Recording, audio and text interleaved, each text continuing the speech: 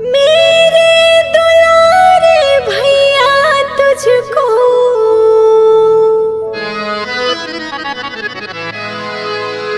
मेरे दुलारे भैया तुझको आना पड़ेगा।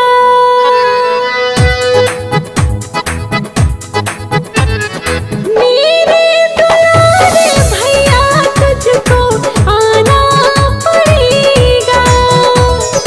मेरे दुलारे भैया तुझको आना पड़ेगा। राखी का फर्ज तुझको निभाना पड़ेगा, निभाना पड़ेगा। राखी का फर्ज तुझको निभाना पड़ेगा, निभाना पड़ेगा। मेरे दुलारे भैया तुझको आना पड़ेगा। गाना स्टूडियो पटना, म्यूजिक बाय छोटू।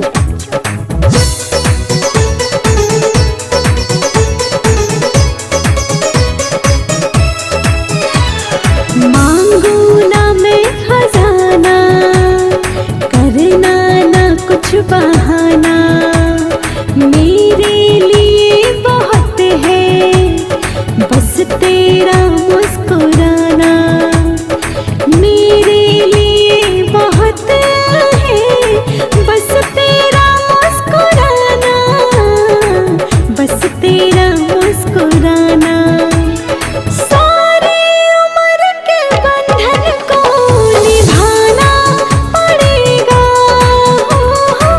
सारी उम्र के बंधन को निभाना पड़ेगा।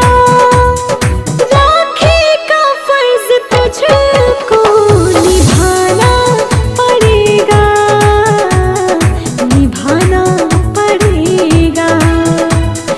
राखी का फर्ज तुझको निभाना पड़ेगा, निभाना पड़ेगा।